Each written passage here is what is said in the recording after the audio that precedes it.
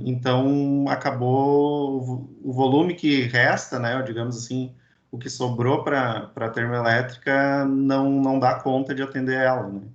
Então, só em momentos assim que o consumo de gás industrial está muito baixo, aí a gente consegue operar no gás aqui em Canoas, né? Então, essa expectativa aí de vir uma linha de gás de Uruguaiana até Porto Alegre nos interessa bastante ali, né?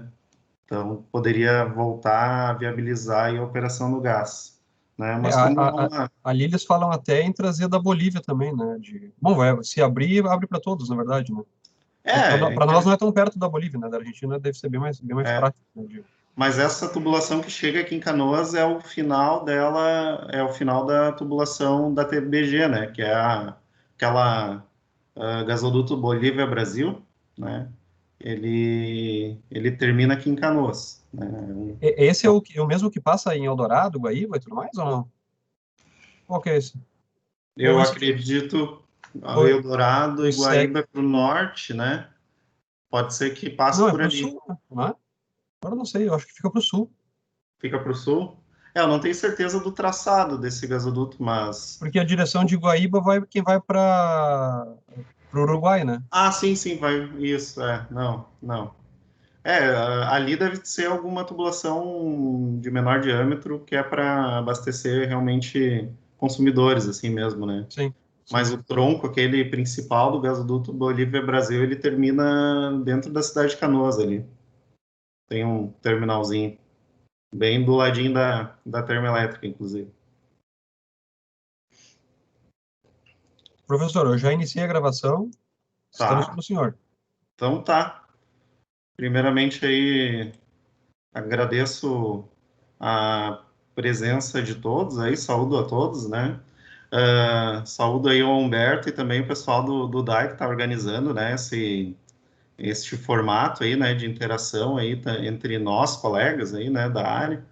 Acho bastante bacana, né? Para quem não me conhece ainda, então, o meu nome é Vinícius, né? Eu sou professor da Unicinos desde 2017 já, né? Mas a minha história já está vinculada com a Unicinos aí há muito mais tempo, né?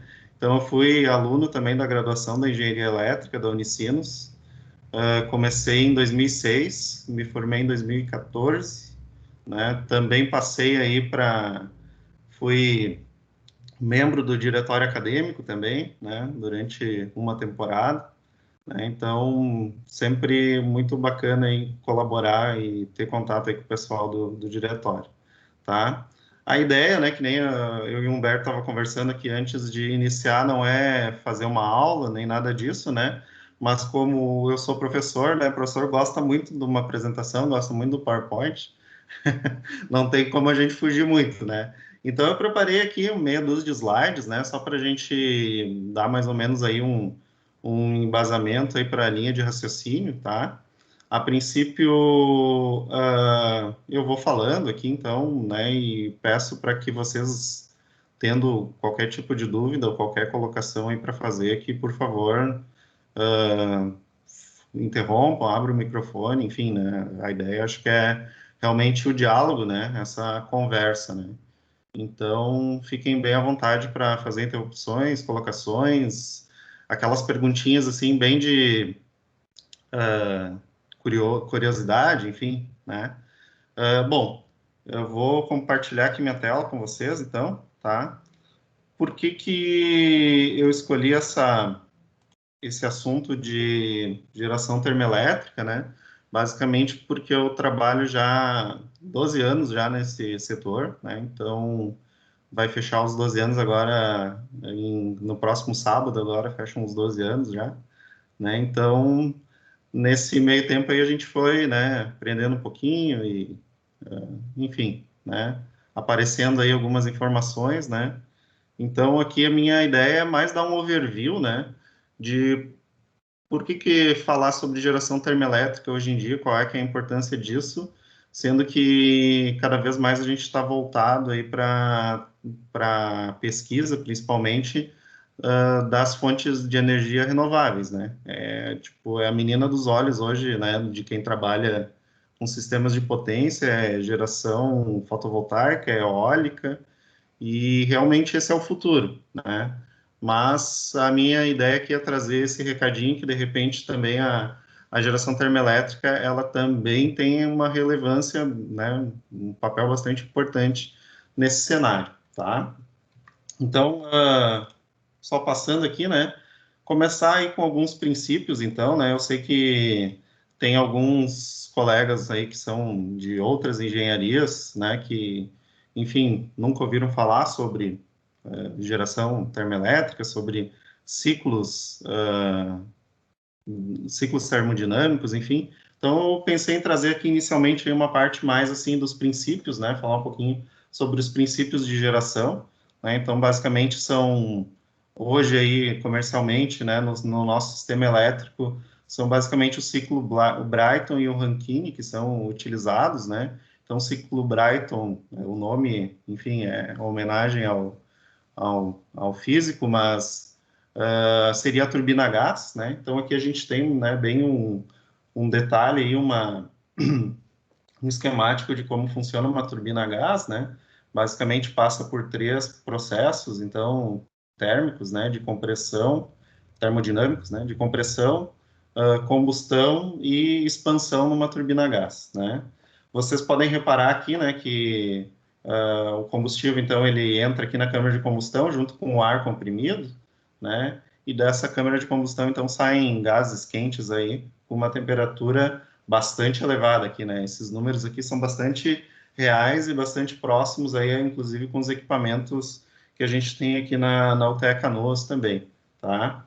Bom, depois que expande, né? Então, a geração de energia propriamente dita, né? A transformação de torque em energia, ela fica nesses dois equipamentos, né? A turbina de expansão aqui, então, ela gera o torque para o eixo e o gerador, então, pega esse torque e transforma em energia elétrica, né?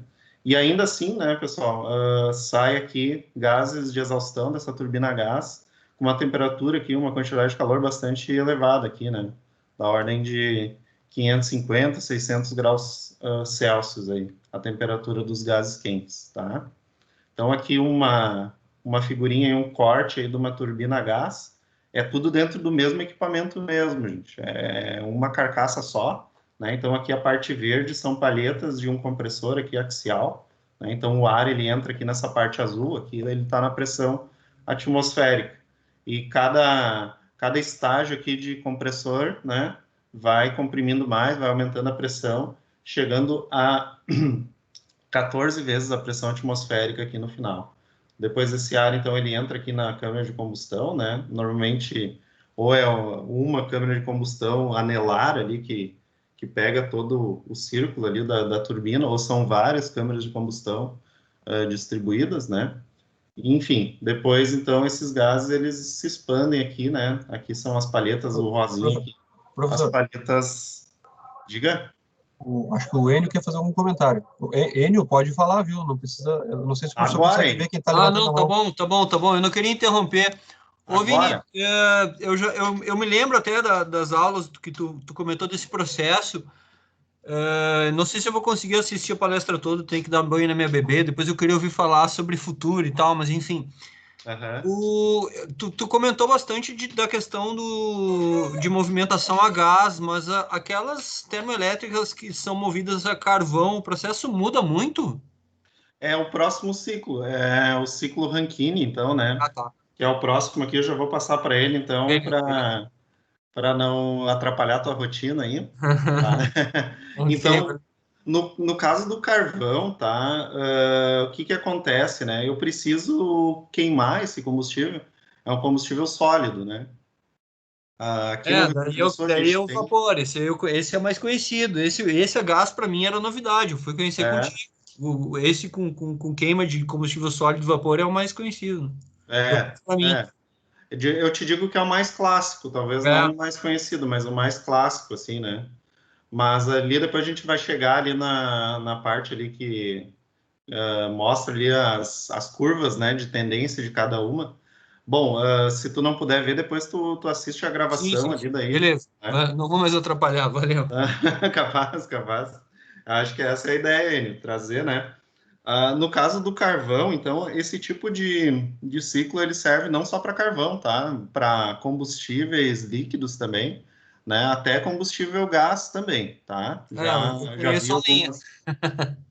Oi? Eu conheço a lenha. A lenha, é. Então, assim, o que que o pessoal fazia muito antigamente, né? Tinha uma escassez de combustível, né? Então, assim, achava carvão, achava uma mina de carvão, era ouro, né? Então é aqui que nós vamos fazer a termoelétrica e vamos usar esse carvão. Isso eu falo aí, década de 50, né? Década de 60, 70, por aí. Não tinha nenhuma preocupação com o meio ambiente, nada, né? Então o carvão impulsionou aí bastante tempo, né? Desde o ciclo vapor lá das locomotivas, né? Então é tudo lenha e carvão realmente. Onde eu moro Então, aqui é região carbonífera, professor. É Eldorado. isso, perfeito, Porque perfeito. só de produção mesmo. Tu Humberto, mora. como é que tá o processo de abertura dessa mina aí? Não sei, cara. Eu te confesso que eu sou bem. Eu sei que tá uma briga. É a única coisa que eu sei é que tá uma briga. Mas, né? E o É, pessoal. hoje em dia evoluiu muito os processos, principalmente de redução de emissões, né? Mesmo em usinas a carvão, a gente não pode olhar as usinas que vão entrar hoje com aquele olhar daquelas de 50 anos atrás, sabe? Né? Então, Mas hoje em dia tem. mesmo a melhor usina a carvão ainda ela é mais, vamos dizer, suja alguma usina a gás, né, professor, ou não? Com certeza, com certeza. Por isso que o gás hoje ele está ganhando muito mercado, né? Não só por, digamos, dos combustíveis fósseis aí ser o mais limpo, né? Esse seria um dos motivos, mas também aí porque está se achando bastante jazidas de, não sei se dá para poços, acho que é o termo mais adequado, né?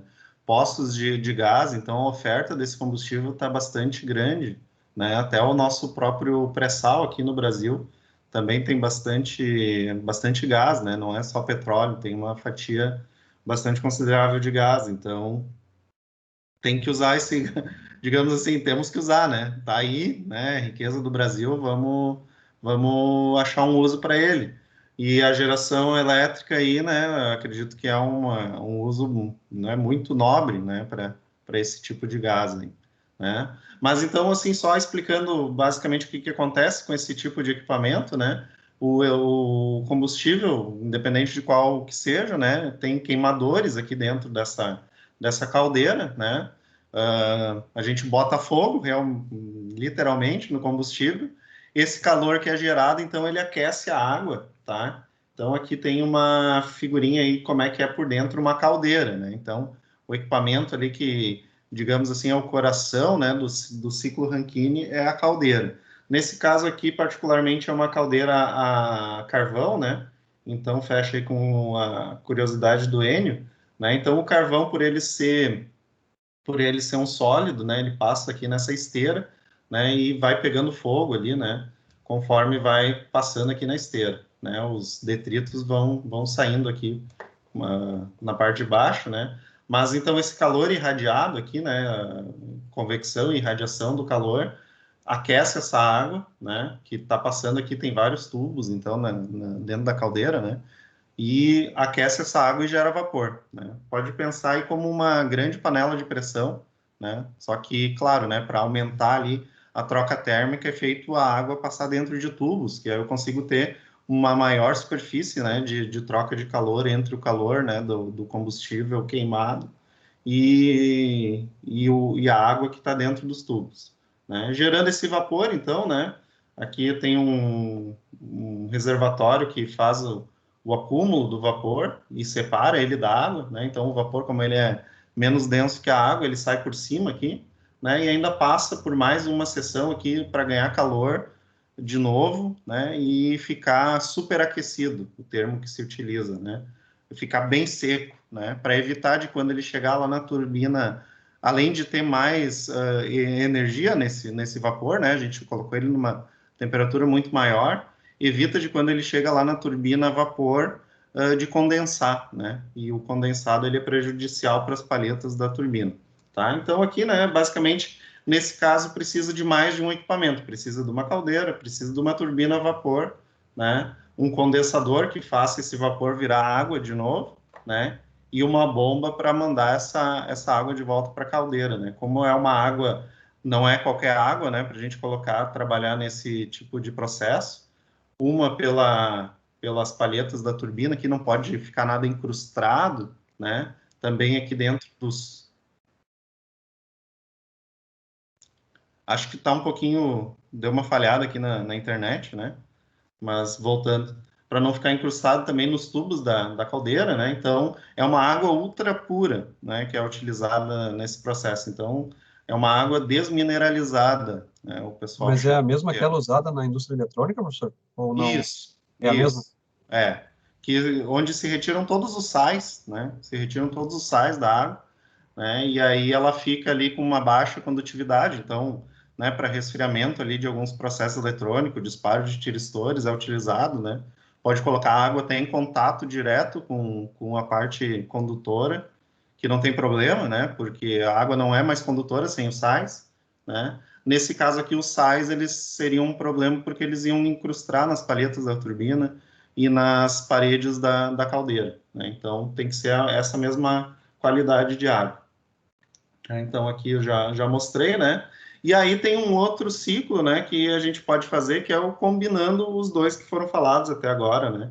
Então, combina o ciclo Brighton com o ciclo Rankine. Então, o que a gente tem? Uma turbina a gás, né? E lembra que eu falei que na saída da turbina a gás a gente tinha gases de exaustão com uma temperatura bastante elevada ainda, muito calor sendo jogado para o mundo, né? Bom, fazer então um ciclo combinado, digamos que é uma forma aí não só de eficiência de processo, como também de até melhoria aí da aplicação, focando no meio ambiente, né? Porque a gente está deixando aí de jogar um monte de calor para a atmosfera, né? Então aqui, né, a gente acopla na saída da turbina a gás uma caldeira.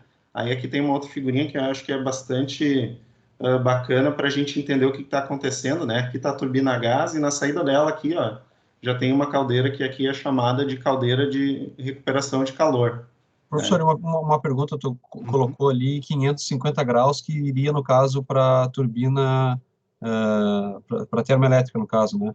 Agora, para onde seria a caldeira, no caso, né? Isso. A questão da caldeira com a queima de carvão é essa mesma temperatura, mais ou menos, que ela eleva a água ou não? Ou fica um pouco mais acima ou abaixo disso? Mais ou menos por aí, mais ou menos por aí.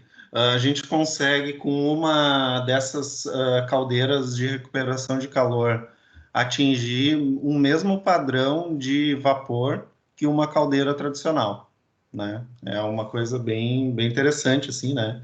E, normalmente, assim, esse tipo de ciclo, ele é aplicado em diversos locais, né? As últimas usinas termoelétricas que têm sido instaladas, todas elas já são em ciclo combinado, e quando, digamos que só o calor do gás, da turbina a gás aqui não é suficiente para se chegar num patamar requerido, né, de vapor, se coloca, então,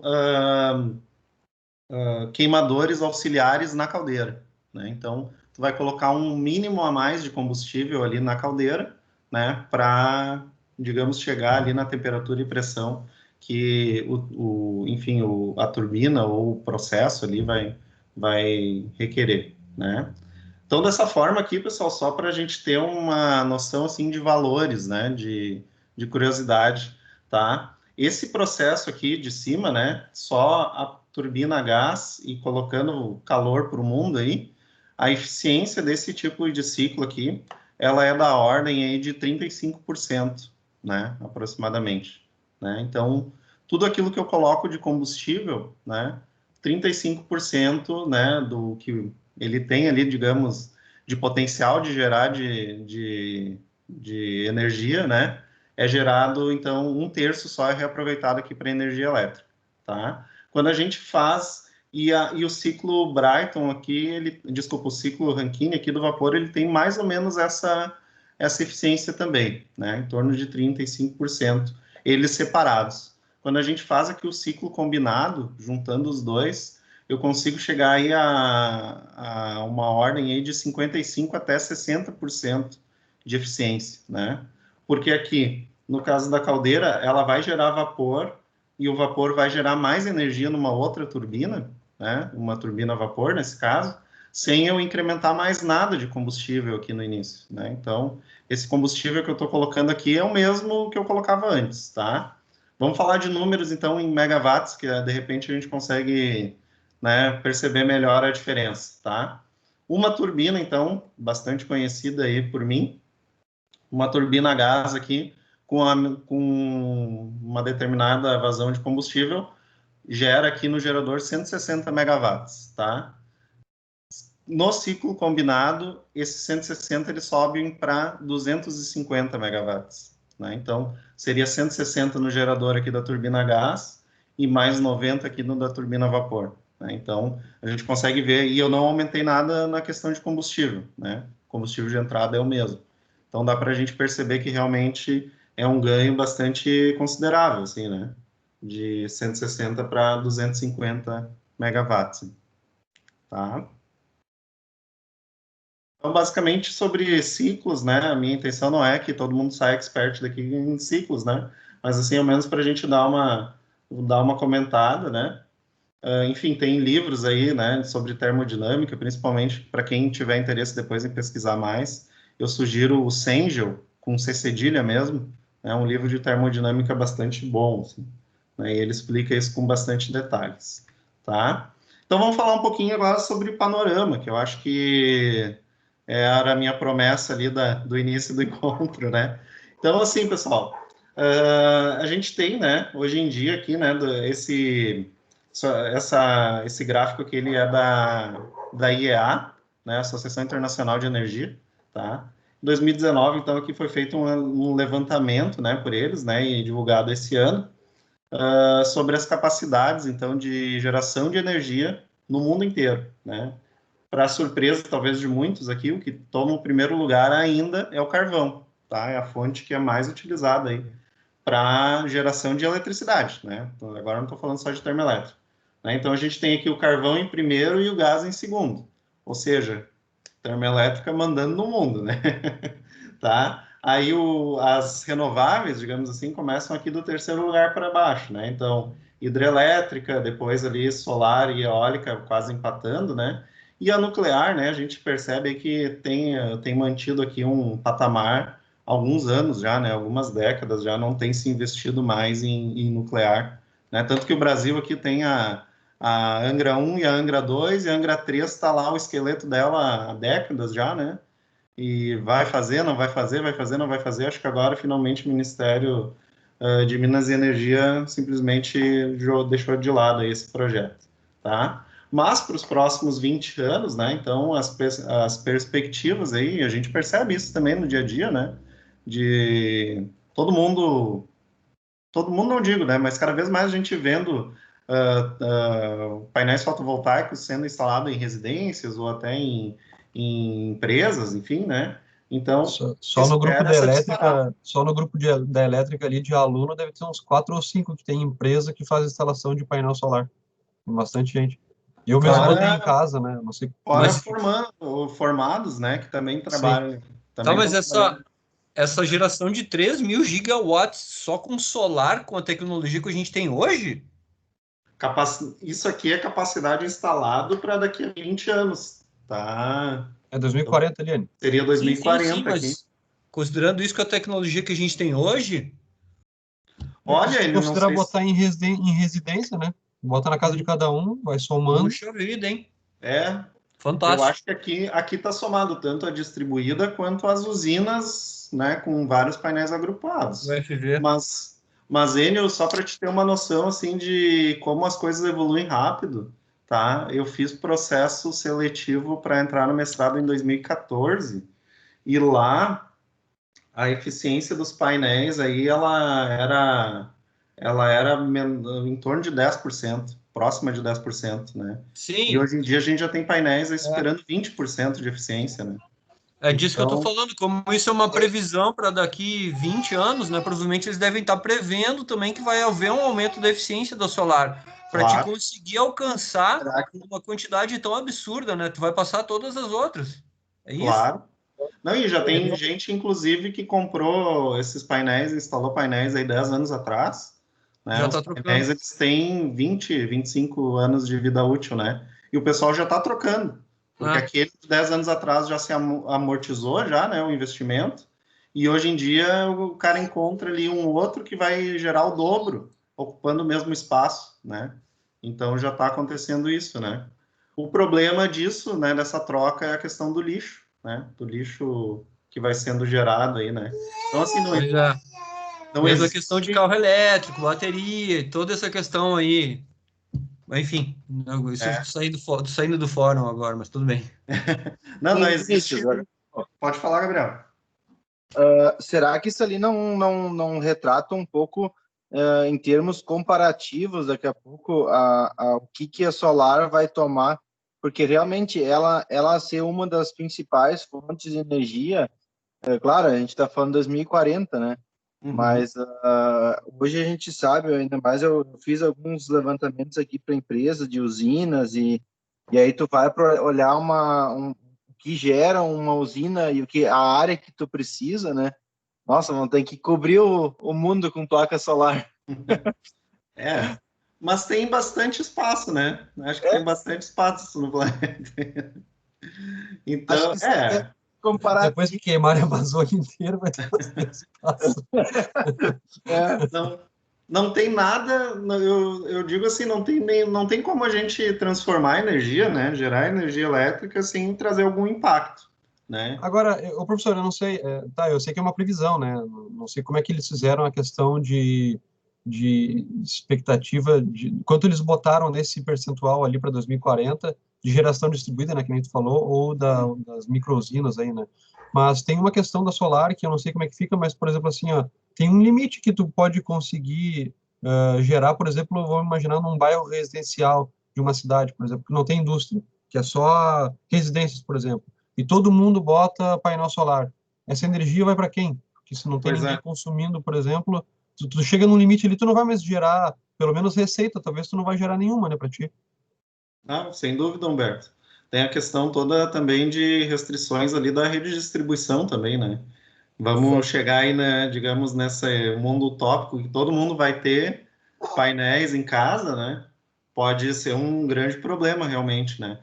Eu acho que não se prevê em 20 anos que todo mundo tenha, né? Eu acredito que não, né? estava Mas é um discutindo. problema operacional bastante grande mesmo. O professor Paulo tá com a mão levantada. Pode falar então. Vai lá, Paulo. Essa aí é a área do Paulo, né? É, foi mais forte do que eu, Vinícius. Eu ia ficar quietinho, mas não deu.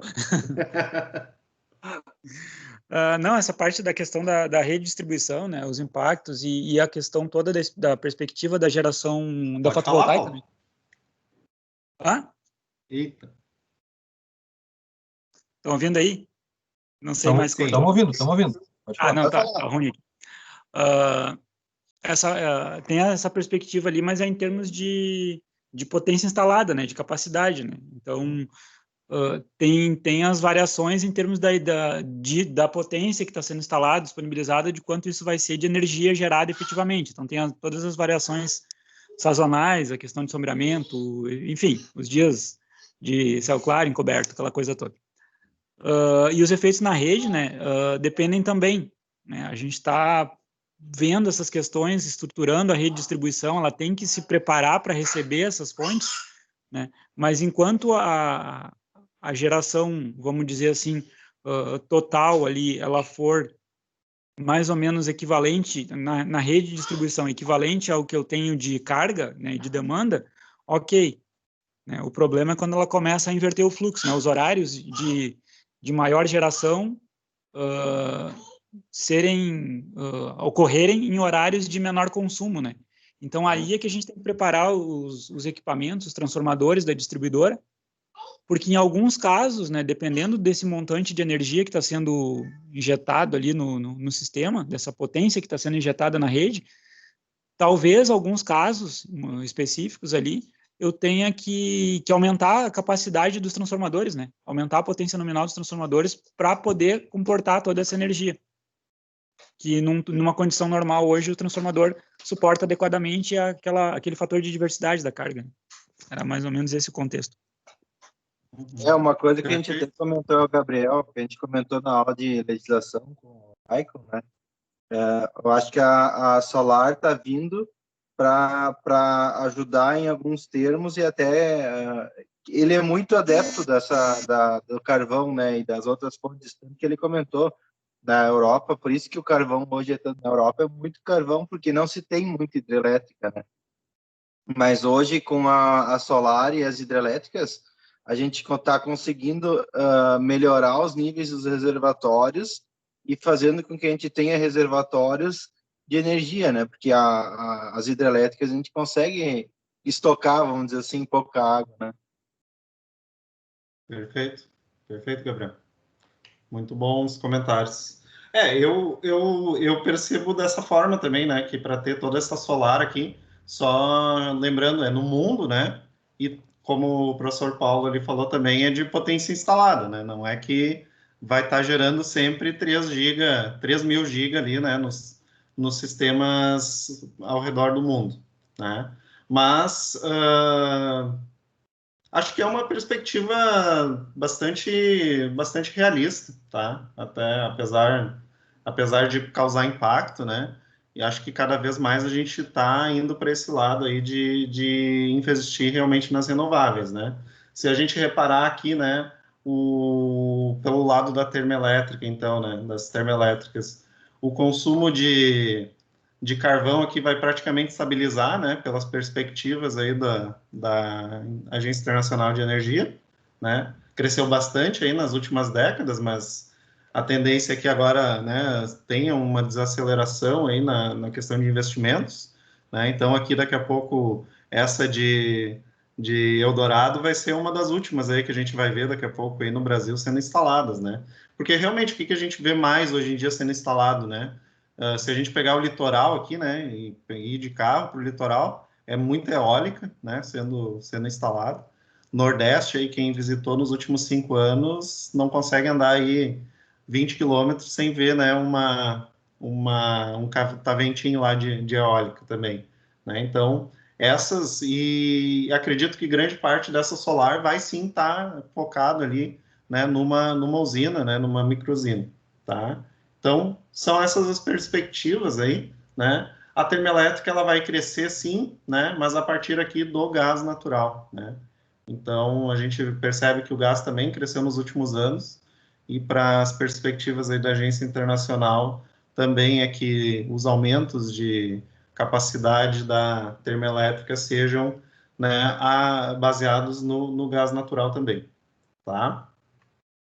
Bom, aqui, então, tem aqui já é outros valores, tá? Então, não falando em capacidade, né? Mas em energia realmente gerada, né? Então, aqui, esse dado de 2018 é de energia gerada, né? Então, aqui o carvão, ele tem, né? Apesar dele ter essa capacidade instalada toda ali, ele representou 38%, né, da nossa geração no mundo, né, em 2018.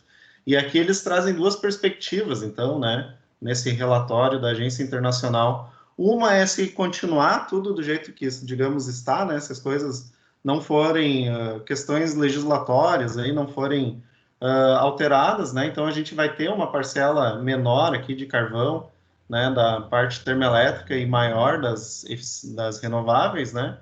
E se tiver um investimento forte, realmente, né, se os governos pegarem junto e mudarem legislação e fizerem um investimento realmente maciço aí, né, para focar nas renováveis, então a gente poderia ter este cenário aqui muito mais sustentável aí, né?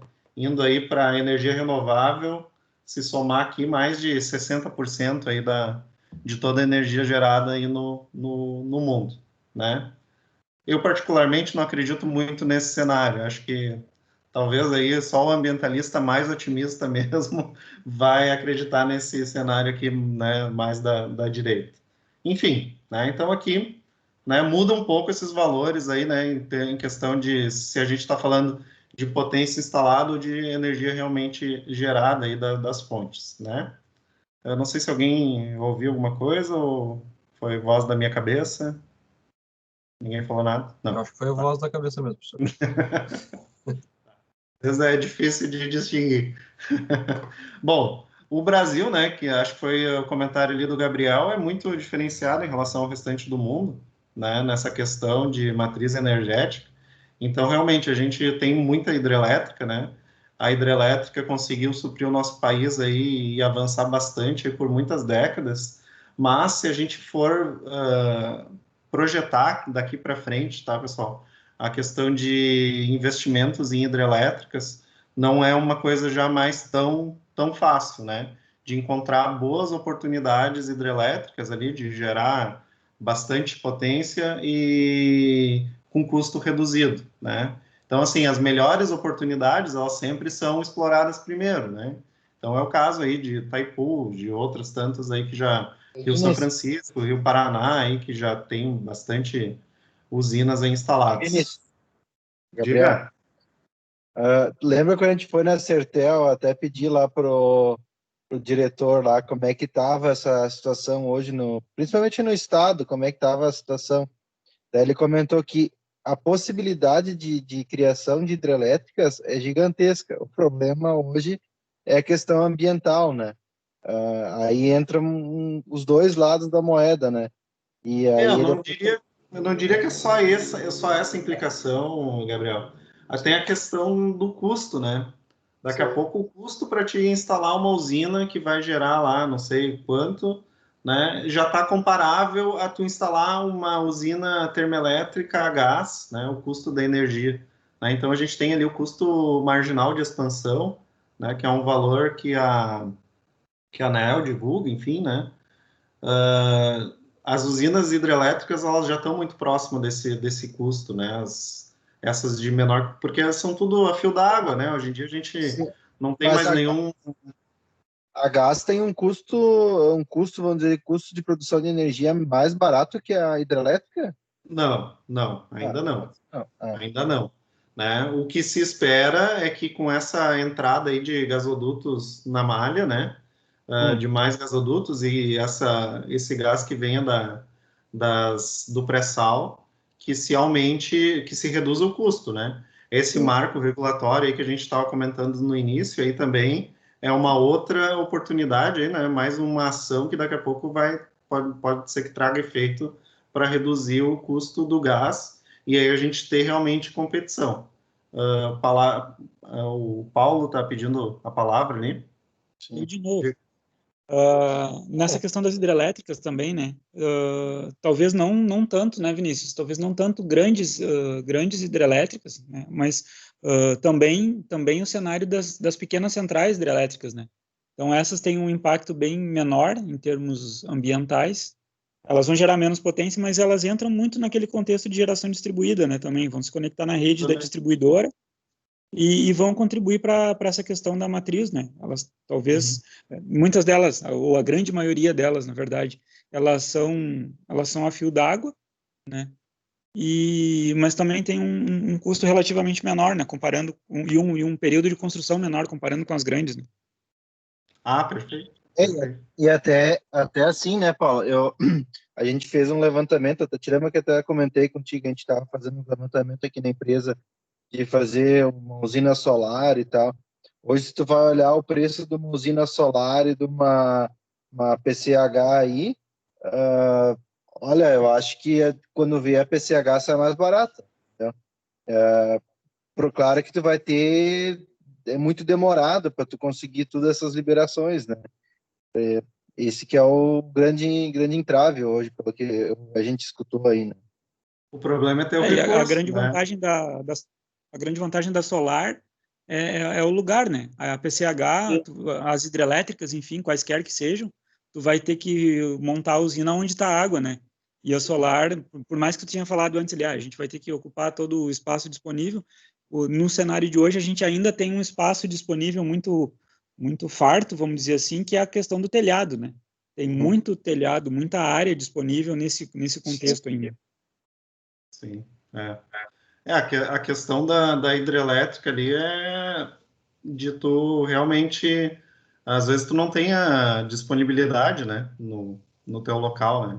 Então tem que ser muito específico ali para te fazer uma PCH, né? Tem que ter um delta ali de altura, né? Todo aquele negócio que a gente viu, né, Gabriel, na disciplina que a gente já fez ali, para Sim. te ter um aproveitamento, né? É.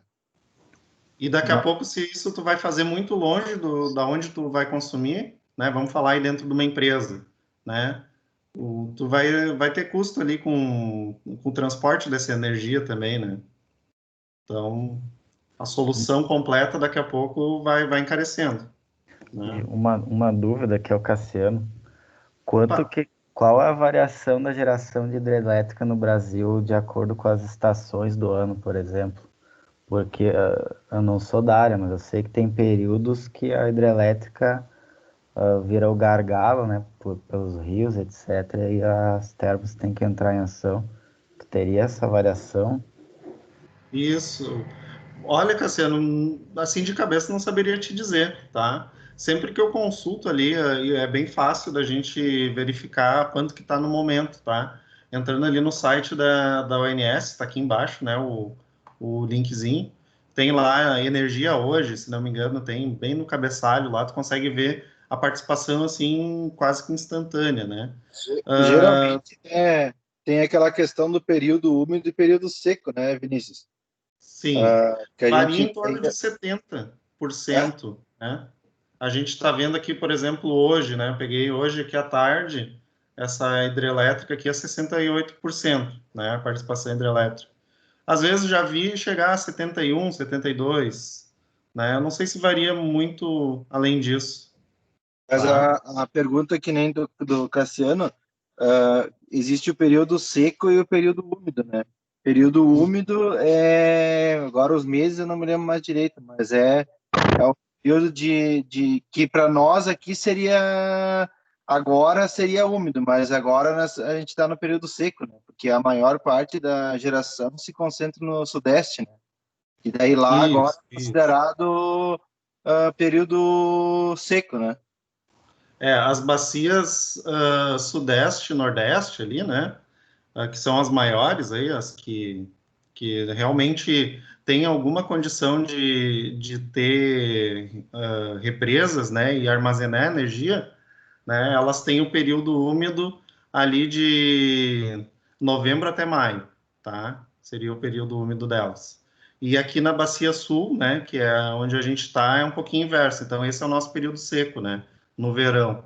E aí muda para nós aqui, quando lá está no período seco, né, que é de maio até novembro, daí para nós aqui estaria no período úmido, né? Mas a gente não tem muita capacidade de reserva, não, aqui no eixo sul, não, né?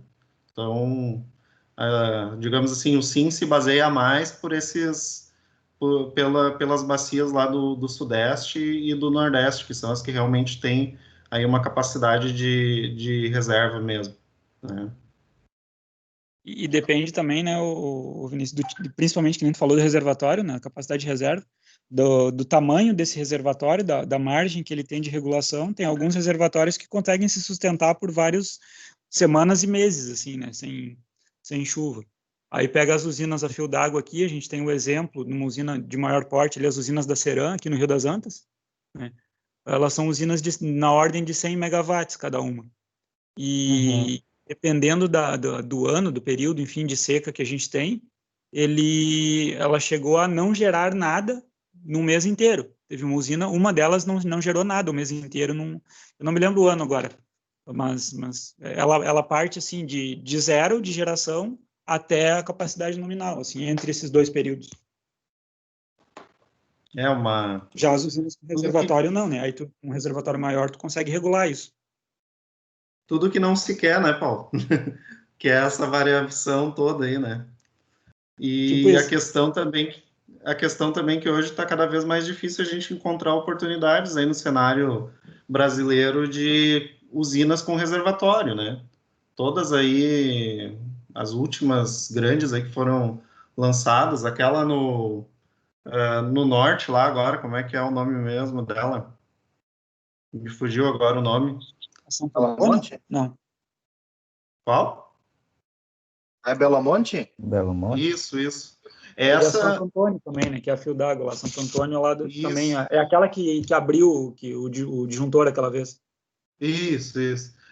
Mas ambas elas, né, elas têm reservatório, elas têm ali barragem, mas são consideradas a fio d'água, porque o reservatório delas, enfim, não tem ali uma capacidade, né, que para esse cenário que tu comentaste, né, Paulo, de se parar de chover e a gente enfrentar um período seco aí, de continuar por vários dias ali só com o que a gente tem de água reservada, né, de água represada, né? Então, elas têm represa, mas mesmo assim são consideradas a fio d'água, porque, enfim, infelizmente, né, começa a baixar volume de água no rio, vazão, né? Elas têm que já ir controlando também e baixando para não, né, dar aquele corte brusco lá quando for o caso, né? E aí que é a vantagem da térmica, né? Tu garantia a energia firme, né?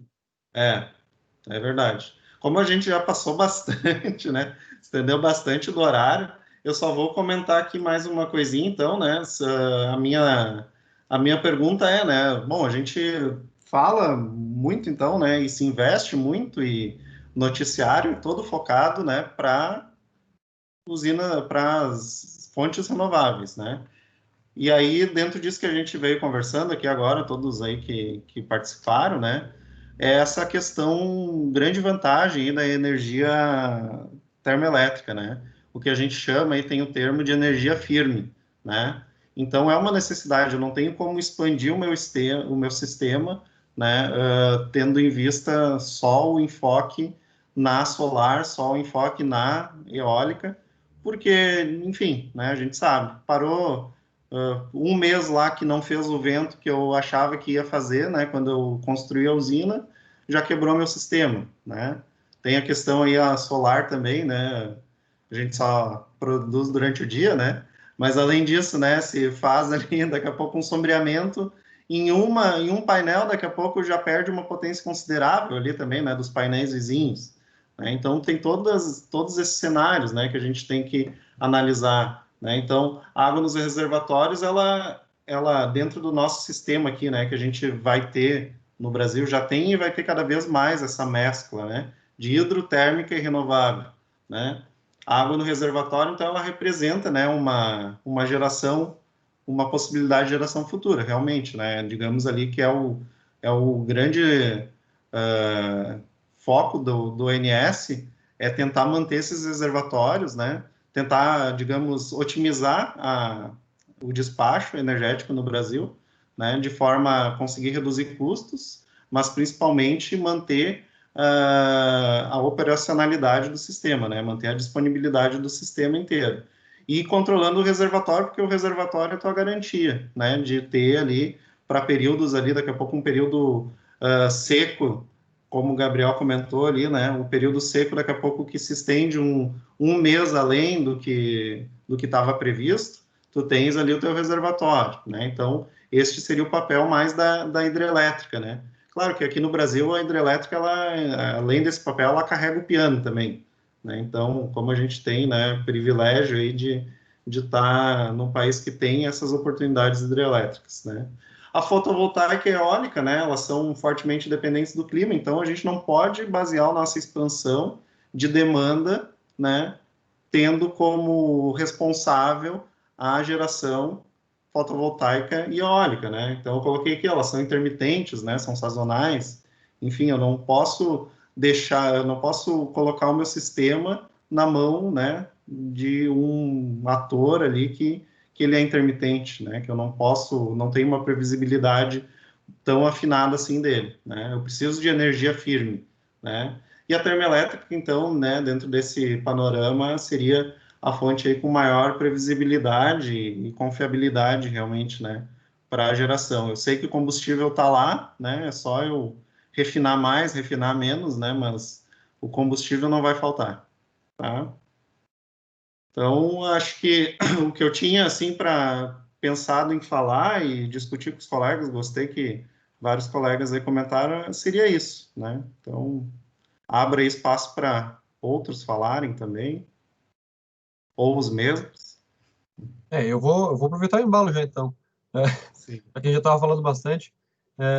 A gente estava comentando sobre aquela questão da desregulamentação ou liberação, talvez, para o mercado privado entrar no setor de tanto termo quanto outros setores, né? Mas especificamente em termoelétrica, por exemplo, e tu estava comentando essa questão da sazonalidade, né? Ou problemas que tem, por exemplo, da seca para não utilizar hidro. Então, imaginando o seguinte, ó, a termo, ela entra, ou as outras termos, né, elas entram quando tu tem uma falta, ou uma falta de possibilidade de geração na hidro, né, que é a nossa fonte principal aí. E como é que funciona, por exemplo, para uma empresa que vem de fora e tem que investir somente quando, só vai ter retorno, talvez, quando tu tem uma parada, ou quando tem uma seca, o cara tem que ficar contando para que tenha uma seca para poder ele entrar no sistema e vender a energia dele, né? Porque senão ele não vende, né? Como é que funciona isso, né? Como é que é na prática, né? Ou Na ele tem uma prática, demanda, funciona tem uma assim. demanda fixa, assim, que ele garante e aí, né, gera o extra quando Perfeito. pode, né? Tem vários casos, na verdade, Humberto. Então, assim, a gente tem o mercado regulado, né, e o mercado livre hoje em dia, né, de comercialização de energia. No mercado regulado, então, a ANEEL, ela organiza leilões para contratar novos empreendimentos na área de geração, né? Então, tem alguns leilões específicos para geração termoelétrica também, tá? Não é assim como tem os leilões lá de eólica, né? E aí todo mundo manda seu projeto, né? A ANEEL vai decidir, vai escolher lá o projeto que está retornando o menor custo, né? Basicamente esse é digamos que é o grande o parâmetro, né, para a escolha de um projeto em detrimento de outro. Na termoelétrica, a mesma coisa, né? Então, existe esses leilões aí no mercado regulado para se contratar, né, mais projetos, aí, mais empreendimentos termoelétricos. Esses que são contratados, né, eles têm ali um contrato, então, já regulado, né, com uma previsibilidade para receber o retorno do seu investimento, tá? Então, eles recebem pela energia gerada e recebem também existe um pagamento pela disponibilidade dessas usinas, né? Então, a usina, ela, mesmo parada, ela recebe ali um valor por estar disponível ao sistema, que este é um dos papéis que ela está cumprindo, e o outro papel que ela está cumprindo é o de, então, quando ela realmente entra em operação e gera, né? Então, existem ali valores diferenciados, né, para disponibilidade e para quando essa usina ela entra em operação. Claro que também se ela está disponível e não está, na verdade, né, está ganhando disponibilidade, não está disponível, quando manda ela entrar e ela não entra, vai pagar multas, então tem todo esse processo, né? E tem também investimento termoelétrico sendo realizado no mercado livre também, né? Então, assim, essa situação de empresas, né? Daqui a pouco você a tua empresa, ela tem, atingindo aqueles requisitos para entrar no mercado livre, lá de carga, né, de tensão, etc., né, ela pode comprar a energia de quem ela quiser. Então, se apareceu lá uma empresa, lá no Nordeste, uma termoelétrica lá, que vai pegar gás regaseificado, que está vindo, sei lá, da onde, por navio, e vai gerar energia e te oferecer, o custo do meu megawatt-hora aqui é R$ 200. Ah, beleza, vamos fechar esse contrato. Você pode comprar, então, no Mercado Livre, essa energia, né? Então, tem esses dois mercados. Hoje, né? O grande problema hoje, né, Vinícius, é que a energia da termoelétrica, ela é considerada cara, né? Então, no mercado... Claro. E, infelizmente ainda, né? Essa Mas questão da energia, do não pagamento tudo mais para caro. disponibilidade, ela é feita só para termoelétricas ou para outras usinas também? Para outro. Tu sabe dizer? Olha, boa pergunta. É tipo que nem existem hidrelétricas que talvez também qualquer hidrelétrica ela pode produzir a potência máxima, ela também vai ter despachos, né? É que as renováveis, né, tanto a hidrelétrica quanto a eólica, quanto as solares, o despacho delas é, digamos, é prioritário, né? Então, Ah, eu não sei se elas ganham por disponibilidade, porque assim, isso aí, tem o combustível, gerou, né? Então, basicamente, talvez seja uma questão aí só para termoelétrica mesmo, sim. tá? Não, muito bom. Parabéns pela É, palestra aí. acho que a gente teria tema para falar aí a noite toda, aí, se quisesse, né? Tem até mais uns slides aqui, ó, que eu nem vou passar, mas enfim, tá? Deixa para Uma, uma próxima aí. uma dúvida rápida, onde que tem termo aqui no Rio Grande do Sul aí que o pessoal possa ver? Eu não sei de nenhum. Bom, a gás, Cassiano, né? Que daí tem aquele ciclo combinado ali, que nem eu comentei. A gente tem aqui em Canoas, a UTE Canoas, e tem essa UTE lá em Uruguaiana, tá? E aqui em Minas do Leão a gente tem ali as Candiota, né? Candiota 1, 2, 3 ali, todas que são a carvão também. Ah, obrigado. Ô, Vinícius, daqui a um Oi? tempo vai ter uma mais próxima ali em Triunfo, que vai dar para o pessoal visitar. Uma biomassa. Opa, beleza? Beleza. Eu tô na fila aí para visitar então, William. Aqui, Pode deixar, assim que abrir a visitação, a gente entra em contato. Avisa aí, eu também quero visitar. Pode Show de bola. deixar, eu aviso sim. Vou fazer uma excursão do DAI, então, para ela. Com Tem ali em certeza. Tubarão também, tem uma termoelétrica ali, né? Quando a gente vai para a praia Santa Catarina, a gente passa do ladinho dela ali. Né? Bacana também. Essa Aquelas de de Minas Tubarão. do Leão ali, né? Que O é? Vini, Não tá vi. dizendo que tubarão é carvão. É carvão, é carvão. É da Tractibel. Essa Inclusive, eu bem na visitei. frente dela, do outro lado da 101, tem um aerogerador da WEG. Isso. Hum, E uma usina solar também. legal. Tem Então tá, aquelas de Minas gente. do Leão ali também, né? Do aterro sanitário lá também. Ela não é nenhum desses dois ciclos. Perfeito. Também é térmica, né? Perfeito, professor Paulo. Tem ali, né, com o biogás ali do aterro sanitário. Bem lembrado. Professor, tu Então tem tá, aula gente. agora, não quero te prender muito Vou ter que aí. me despedir. Não. Só uma última para fechar, então. O pessoal estava perguntando qual é a disciplina que o senhor dá, professor, porque eu acho que tem gente querendo se matricular na aula do senhor aí. Opa, que bom. Eu estou hoje em dia com as disciplinas de instalações elétricas, máquinas 1 e 2 e linhas de transmissão. Beleza, então. Muito obrigado, Uma hora professor. vocês me encontram por aí. Ah, com certeza. Encontramos, né? Quando voltar, a gente vai se encontrar lá. Valeu, professor. Então Obrigado, viu? tá. Um Obrigado para todo abraço aí mundo a que participou. Um todos. abraço. Obrigado pela participação aí, pela troca de ideias aí. Um obrigado, abraço. Valeu. Tchau, tchau.